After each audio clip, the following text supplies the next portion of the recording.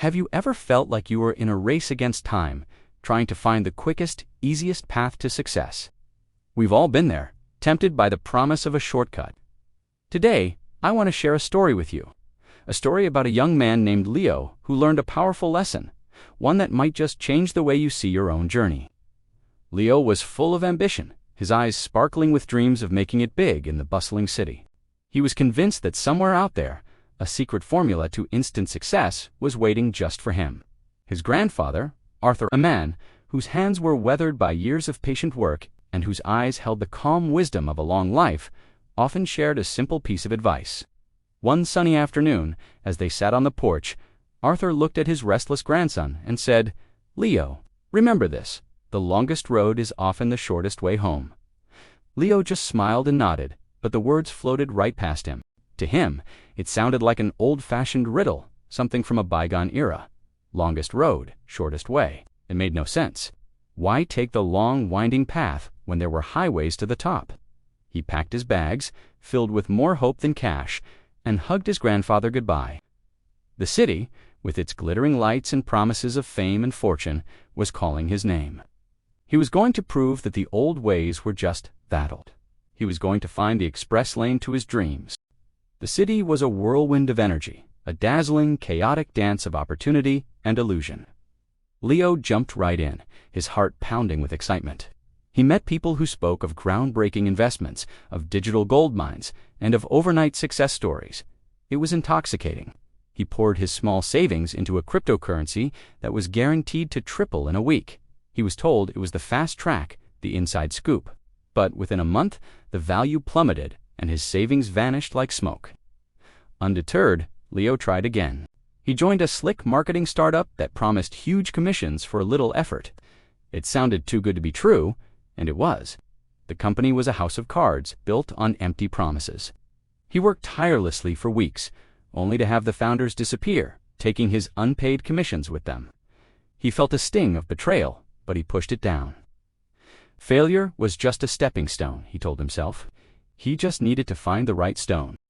With each new venture, each shortcut, a little piece of his bright-eyed optimism chipped away. He invested in a revolutionary app that never launched.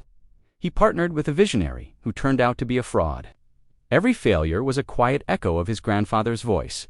The longest road is the shortest way home. The words, once so easy to dismiss, now felt like a taunt. He was running in circles, getting more lost with every supposed shortcut he took. He was exhausted, broke, and lonelier than he had ever been in his life. The city lights that once seemed so promising now felt cold and indifferent. He was living a life of constant anxiety, always chasing the next big thing, but finding only disappointment. The comfort he had left behind in his quiet hometown seemed like a distant, impossible dream. He had chosen the thrill of the chase over the peace of steady progress, and now he was paying the price. The weight of his failures finally became too much to bear. Defeated and humbled, Leo drove back to his quiet hometown. The familiar roads and old oak trees felt like a balm on his weary soul. His grandfather's house was just as he remembered it, a quiet sanctuary of calm. Arthur had passed away a year earlier, and the house was now a silent monument to his memory. Leo walked through the rooms, memories flooding back.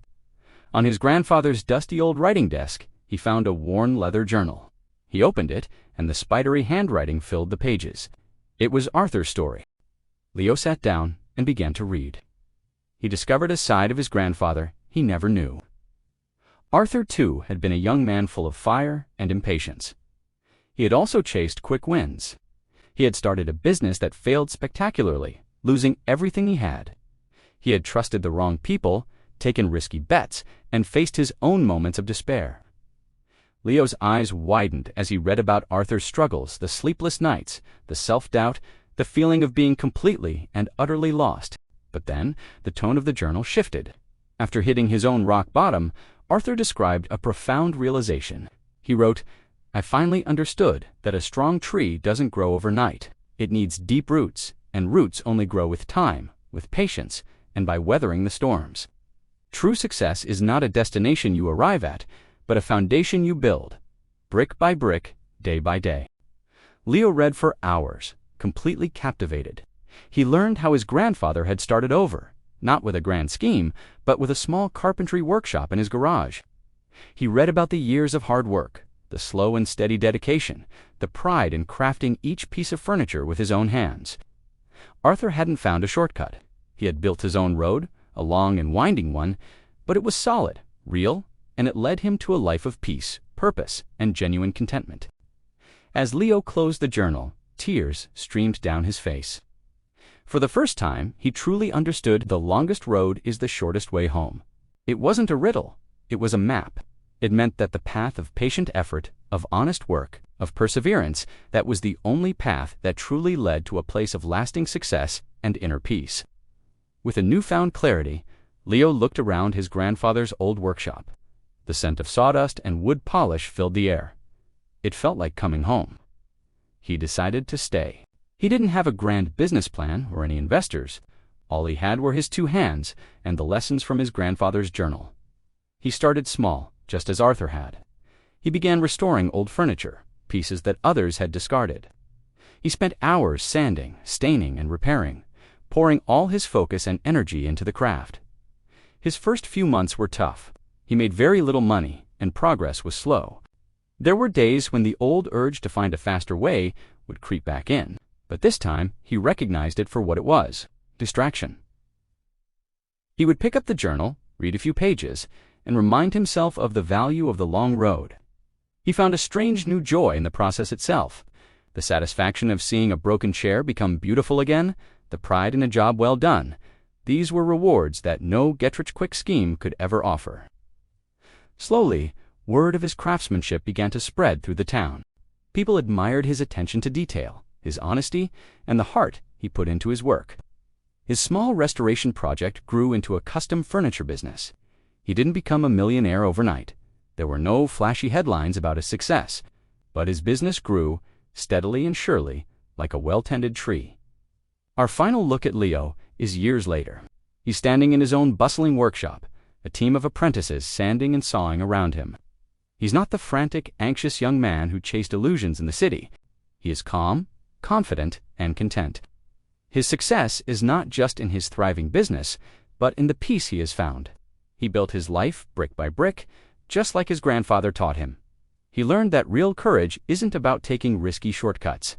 It's about having the patience and strength to walk the long road, knowing it's the only path that will truly take you home. So, if you ever feel tempted by the promise of an easy win, remember Leo's story.